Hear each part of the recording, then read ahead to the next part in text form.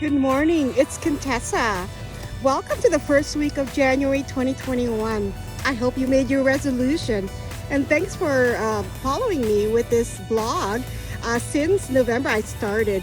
And this is helping support those families living lockdown with COVID through your autoimmune arthritis diseases and even non-autoimmune. So there's several autoimmune diseases that you can look up under arthritis.ca. With autoimmune diseases, it's really difficult for a lot of people to be just at home. There's through this lockdown, sometimes seeing your rheumatologist, your occupational therapist, your physiotherapist, massage therapist, all the healthcare team that you have could has some form of restriction. But once it started opening, certainly patients can see their healthcare team. I went through that process, having to live with autoimmune arthritis disease with psoriatic polyarthritis. And I also have fibromyalgia and Osteo Arthritis. So I live with three types of arthritis families. But the autoimmune diseases, it's a chronic condition. So you live with it for life. And a lot of people that do self-medication that are pretty intense, as I say, because a lot of them do self-injections or even through transfusion with the clinic. So a lot of people are unable to go with the fear of catching COVID because your immune is suppressed with people with autoimmune diseases with arthritis. So even children have juvenile arthritis. Now, if you've been following my blog, there's a lot of little bits of self-help. And this is the reason why I put this into place, is because I started an independent support group with the Arthritis Society of Manitoba. In the beginning of the year, we had gatherings and husbands and wives and single and children. They had children that, they were looking for assistance to just get through the days, especially people who are just in their 30s and 40s or even early 20s, because you have a career, you have a job, and you have a family, or even just an animal to take care of. So I just wanted to let you know that it's okay to do physical activities even if you're not feeling well, because it's important to get motivated every day. When you wake up in the morning, I said in my blog, is do your stretches and breathing exercises in order to circulate. Now, I will touch base on this new year, this first week of my blog, or first day of my blog for the first year. With the cycle of pain, it's really important to get to know that. And you can look it up online, because it's important to disrupt some of those areas in your cycle of pain. It is a vicious cycle. So that's one thing that I wanted to touch base on, just to give you a little bit of focus for the first time this year. With the cycle of pain, it comes, the first thing in that top is your disease. So when you're living with chronic illness, it comes with the chronic pain, chronic fatigue. Everything is just very difficult for you, and very painful. So it's important to know that you can disrupt some of that pain by trying to set some goals for yourself, as I talked about it in the previous blogs. So we'll talk about your pain. The next one would be muscle tension, because you're in pain, so you're going to tense your muscles. And then so now you have poor circulation because you're not motivated to actually move your muscles, and it will reduce movement. So you have to look at the end of that cycle.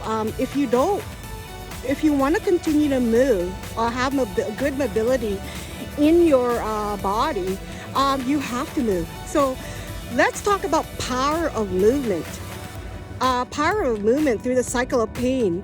When you're dealing with disrupting some of those categories, with the muscle tension, with the inflammation and such, Of course, with inflammation, is your medication normally that you can administer, so it reduces some of that inflammation, from NSAIDs to DMARD or biologic drugs. And also for movement is physical activity. So I talk about it a lot because I literally didn't think I can do as much as I can now after 13, 14 years with my disease. But through self-help or self-management and education, since I did facilitate in one of the leaders for education for Arthritis Society since 2007, I was able to learn about the Arthritis Health Book, which was actually a research through Stanford University by doctors Keurig and Fries, and there was over 350 participants from what I see in the research worldwide. So it was a really big help for me. And also there was a day hospital for 5 days that I could attend to listen to some of the physiotherapists, the occupational therapists, nurses, and also helping patients to administer properly their injections for biologics. So I've learned a lot through the years, and I'm hoping that this blog will support some of you who are just first diagnosed or actually need just a little bit of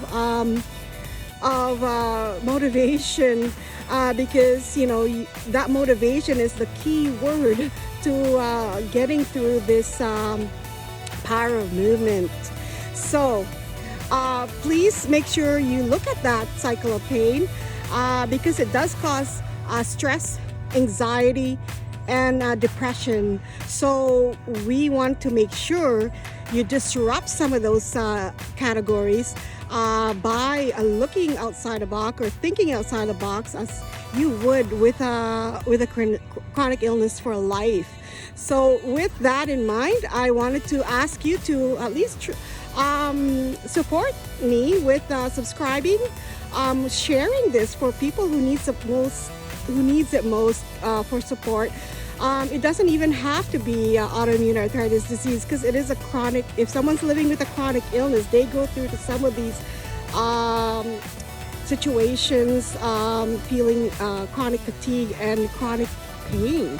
So and help other people one day at a time, and one person at a time, and pass it on. Make a feedback and comment as to how you did for the day and what you did positively, so I can share it, or you can share it with other people who are listening to this YouTube blog channel. So I thank you for participating with me today and listening to me, and wanted to let you know that I've been privileged enough to have an interview for an article at People's Magazine, which will be published this coming second week of January. And I appreciate for you sharing this and liking this and subscribing, because it's really important nowadays with lockdown, with COVID. I'm not wearing a mask because there's not many people on this bridge at the time I go, so it's very safe. And people ask me, how many times a day do you do physical activity? I do it once a day. I do my 45-minute to a 1-hour walk, and yes, it hurts my feet at the end, but I will ice it. I know I have to get through the pain, but I've learned how to be immune to it, and also learned to be more powerful in my physical activity, because I've managed my fitness levels regularly. So that's important to know. And if you listen to some of the YouTube blogs earlier on, it'll give you some tips how to deal with your fitness level every day. So power of movement, cycle of pain is something that I'd like you to reflect on for 2021, moving forward, and making sure that you can tell me at the end of this year that, Contessa, I actually did an activity that I stopped doing for many, many years.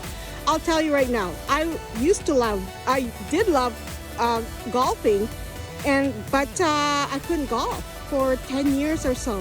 Now I can golf again for the past 2-3 years, 9 holes, but you know what? I brought back my love And of all the things, I used to dance Hawaiian when I was little until my teens, and I was able to dance Hawaiian to support community last year for a fundraising for the impoverished in the Philippines in Winnipeg. So it's been such a beautiful experience. So with the healing journeys through my life, and I hope that you can feel the same through your journey of healing with an autoimmune arthritis disease, especially with lockdown. I spend only 5% of my time outdoors. Most of it is at home. So take the time for yourself. You're important, you matter. Make sure that you really get going this year and motivate and have someone to motivate you, or just listen to me and just get out and have fresh air. Even if it's cold outside, it's actually great for you. Have a great day. Thank you for listening. Adieu. Goodbye.